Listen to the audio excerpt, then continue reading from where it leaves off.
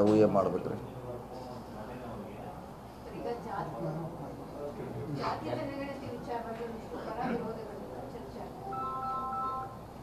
ಬರ್ಬೇಕ್ರಿ, ಇನ್ನೂ ಕ್ಯಾಬಿನೆಟ್ ಮುಂದೆ ಬರ್ಬೇಕ್ರಿ. ಇನ್ನೂ ಎಕ್ಸೆಪ್ಟ್ ಮಾಡಿಲ್ಲ. ಕ್ಯಾಬಿನೆಟ್ ಮಾಡಿದ್ಮ್ಯಾಗೆ ಅದರ ಮುಂದೆ ಸದನದಲ್ಲಿ ಚರ್ಚೆ ಆಗ್ಬೇಕಂತ ನಾನು ಹಿಂದೆ ಕೂಡ ಹೇಳಿದ್ದೀನಿ.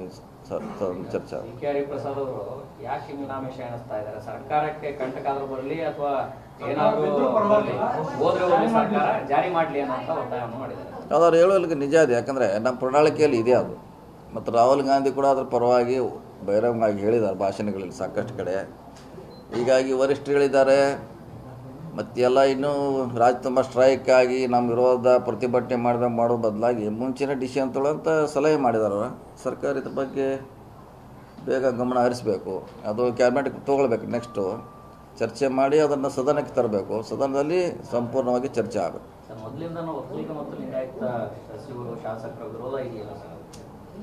ನೋಡಿ, ಅವ್ರಿಗೆ ವಿರೋಧ ಇದೆ. ಯಾಕೆಂದರೆ ನಮ್ಮನ್ನು ಸೇರಿಸಿಲ್ಲ, ಬಿಟ್ಟಿದ್ದಾರಂತ ಅಷ್ಟೇ. ವಿರೋಧ ಅಂದರೆ ಅದನ್ನು ಜಾರಿ ಮಾಡಲಿಕ್ಕೆ ವಿರೋಧಲ್ಲ ಅವ್ರದ್ದು.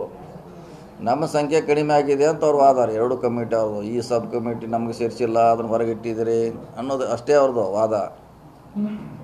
ಈಗ ಅದು ಬರೋದ್ರಿಂದ ಈ ಆಗೋದೇ ಆ ಅಂಕಿಅಂಶ ಬರೋದ್ರಿಂದ ಶೈಕ್ಷಣಿಕ ಲಾಭ ಅಷ್ಟೇ ಇದೆ. ಅದು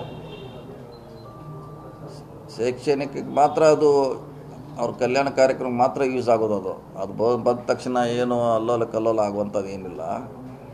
ಅದಕ್ಕೆ ನಾವು ಅದೇ ಹೇಳಿದ್ದೀವಿ, ಸದನದಲ್ಲಿ ಬಂದರೆ ಮುಕ್ತವಾಗಿ ಚರ್ಚೆ ಮಾಡಲಿಕ್ಕೆ ಅವಕಾಶ ಇದೆ. ಯಾರು ಬಿಟ್ಟರು, ಯಾರು ಸೇರಿಸ್ಬೇಕಾ. ನಿನ್ನೆ ಅದನ್ನು ಹೇಳ್ಯಾರ ಅವ್ರು, ಯಾರು ಪ್ರಸಾದ್ ಅವರು. ಚರ್ಚೆ ಆಗಲಿ, ಯಾರನ್ನ ಬಿಟ್ಟು ಹೋಗಿದ್ದು ಅವ್ರು ಸೇರಿಸೋಣ, ನ್ಯೂನ್ಯತೆ ಇದ್ದರೆ ಚರ್ಚೆ ಮಾಡಲಿ. ನಂದು ಅದ. ಈಗಾಗಲೇ ನಾನು ಇದನ್ನ ಹೇಳಿದ್ದೀನಿ. ನ್ಯೂನ್ಯತೆ ಚರ್ಚೆ ಮಾಡಿ ಅಂತಿಮವಾಗಿ ಅದಕ್ಕೊಂದು ರೂಪ ಕೊಡಲೇಬೇಕು. ಡಿ.ಕೆ. ಸುರೇಶ್ ಅವರು ಕೇಂದ್ರ ಸರ್ಕಾರ ಜನಗಣತಿ ಪ್ರಾರಂಭ ಮಾಡಿದೆ, ಅದೇನಾದರೂ ಮುಕ್ತಾಯ ಆಯ್ತು ಅಂದರೆ ಜಾತಿ ಜನಗಣತಿಗೆ ಮಾನ್ಯತೆ ಇರಲ್ಲ, ಹಾಗಾಗಿ ವೇಟ್ ಮಾಡಬೇಕು, ಜಾರಿ ಮಾಡಬಾರ್ದು ಅಂತ ಹೇಳಿಕೆಯನ್ನು ಮಾಡಿದ್ದಾರೆ. ಚರ್ಚೆ ಆಗಲಿ ನಮ್ಮ ಪಕ್ಷದ ವೇದಿಕೆಯಲ್ಲಿ ಚರ್ಚೆ ಆಗಿ ಅದಕ್ಕೊಂದು ಅಂತಿಮ ರೂಪ ಕೊಡಬೇಕು ಎಲ್ಲರೂ.